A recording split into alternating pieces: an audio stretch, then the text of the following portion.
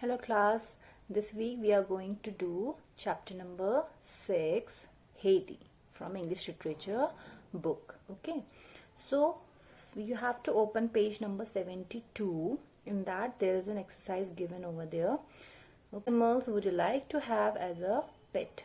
Take the picture and tell the class why you have chosen the animal. So from the given picture you have to tell which animal you like and you have to write 5 lines about that animal in your notebook. Okay, as you cannot tell it to your class, so you will write it in your notebook that why you like this animal. Also class, do you know what is the difference between pet animals and domestic animal? See, pet animals are those animals which we can keep inside our house. Okay, and domestic animals are those animals that we keep in our house but not inside our house. Okay, we keep outside, like in a stable area, like we keep horse in a stable, or cow or goat. Okay, under the shed we keep them. Okay, so they are domestic, they are not pet animals. Okay, so this is the difference between pet animals and domestic animal. Now come to page number 73. We are going to read this chapter, Haidee. So who is Haidee? Haidee is a cheerful little girl. So she is a happy little girl. When she was very young, her parents died and she was brought up by her aunt. So Haidee, her parents died when she was young and she was brought up by her aunt. But soon her aunt has to go to the city for work. So Haidee goes to live with her grandfather in the Alps mountain in Switzerland. So her aunt, she has to go to the city area for the work. So she started living with her grandfather. And where did her grandfather live? In the Alps mountain, okay, in Switzerland. Here she makes friends with a young boy named Peter who looks after her grandfather's goat. So she made a friend over there and his name was Peter. And who was Peter? He's a boy who looks after his grandfather's goats. One day, Haidee goes along with Peter when he takes his goats for grazing. Read on to find out what happens that day. So one day what happened? One day Haidee also goes along with Peter while he was taking the goats for the grazing, means to eat grass. Tell me all their names, Haidee said. So Haidee asked Peter, can you tell me their names? Whose name? The goat's name. Okay, there were many goats. Okay, Peter knew these by heart, so he began telling Haidee the name of each goat in turn as he pointed it out to her. So Peter, he was taking them for the grazing every day, so he knows their name by heart. So he started pointing out the goats and started telling the name of those goats. It was not long before she could herself distinguish the goats from one another and could call each by name. So Haidee, after some time, Haidee could also differentiate the goats, okay, and she could call them by their name. There was the great Turk with his big horns, who always wanted to butt the others so that most of them ran away. So there was one goat named the Great Turk. Okay, so that goat, it had great horns, and he always used to butt the other, means he used to push the other goat so that they ran away from there. Only Greenfinch, the slender, nimble little goat, was brave enough to face him. So there were other goats, and what were their name? Greenfinch, the slender, and Nimble. Nimble was a little goat.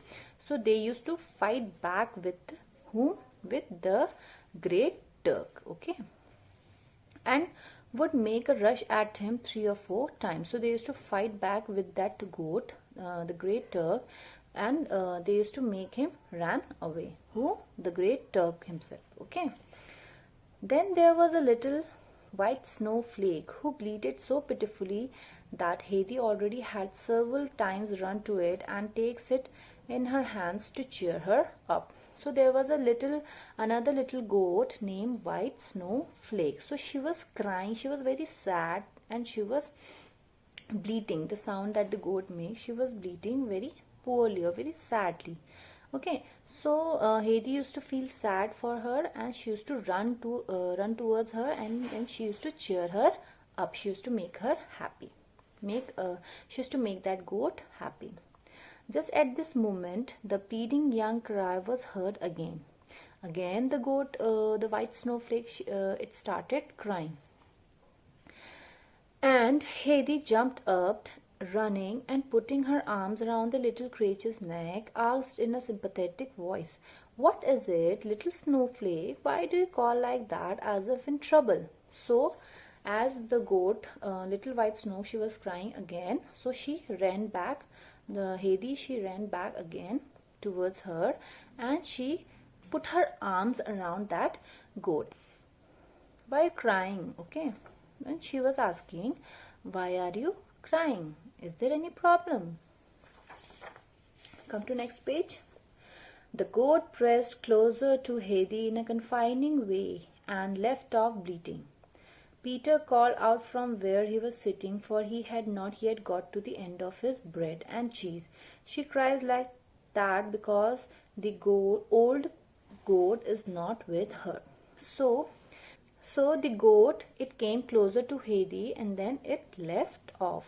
And at the same time, Peter, he told the reason that why that goat was crying. He told Heidi that the old goat is not there. That's why white snowflake is crying.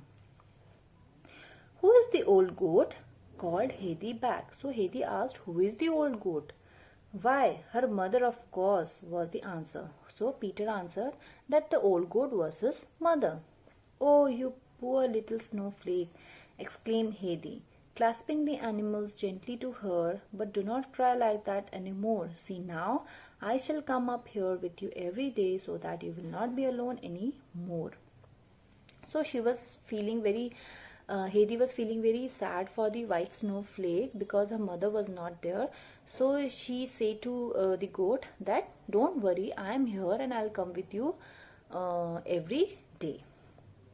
All of a sudden, Peter leaped to his feet and ran hastily after the goats. He dashed through the middle of the flock towards that side of the mountain where the rocks fell to a great depth below, and where any thoughtless goat, if it went too near, might fall over and break all its leg. So suddenly what happened? Peter, he leaped and he started running towards the middle of the flock. Flock means group of goat. So he started running over there, and he started running towards the area where the rock fell down, okay, like the edge of the mountain. So he started running towards that edge of the mountain, where if the rock will fall or if the goat will fall, it will break its leg. He had caught sight of the inquisitive green finch taking leaps in that direction, and he was only just in time, for the animals had already sprung to the edge of the abysses. So what happened? Suddenly he saw that the green finch, he was at the edge of that mountain, and he was about to jump. And as soon as Peter reached over there, the goat, green finch, it jumped from the edge of the mountain. Okay. All Peter could do was to throw himself down and hold on to one of her hind legs. So he was right on time. Peter was right on time. When the goat jumped from the edge of the mountain, what he did, he caught his hind legs. Peter was right on time. What he did, he hold the leg of the green finch. Okay, the hind legs means the leg which are behind. Okay, see, animals have two legs in the front, okay, which are known as front legs, and the back, two legs at the back, which are known as hind legs. So he hold one of its leg. Greenfinch's leg. Okay, Greenfinch, thus taken by surprise, began bleating, angry at being held so fast and prevented from continuing her voyage of discovery. So the goat Greenfinch, he was very angry and he was surprised that who hold my leg. Okay, and he was very angrily bleating. Bleating, I told you, the sound which the goat make. Okay, she struggled to get loose and kept on trying to leap forward. So the goat, she was trying to release from there. She was trying to escape from Peter, and she was trying to go towards that edge of the mountain.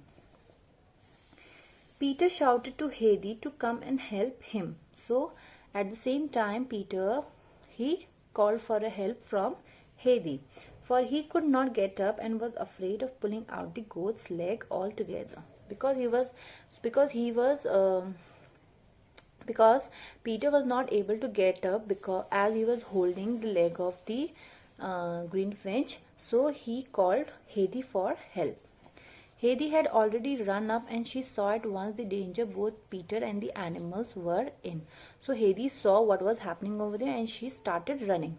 She quickly gathered a bunch of sweet smelling leaves and then, holding them under the Greenfinch's nose, said coaxingly, "Come, come, Greenfinch, you must not be naughty.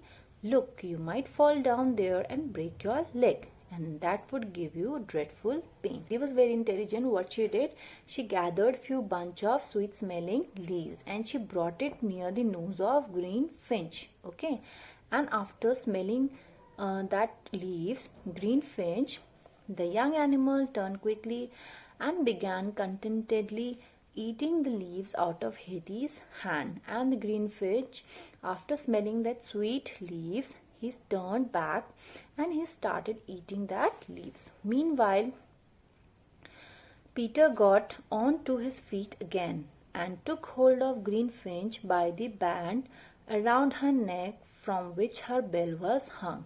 So Peter got the time to stand.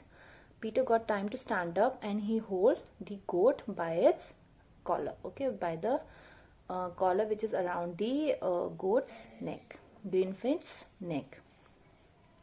And Heidi taking hold of her in the same way on the other side. And Heidi was also holding that goat Greenfinch from the other side. Okay. They led the wanderer back to the rest of the flock that had remained peacefully feeding, and then they led the Greenfinch back to its flock, means its group. Okay, and then they were feeding peacefully, they were grazing peacefully. So class, I hope you have understood this chapter. In case of any doubts or any queries, you can mail me, and please do your homework properly and neatly in your notebook. Okay, take care.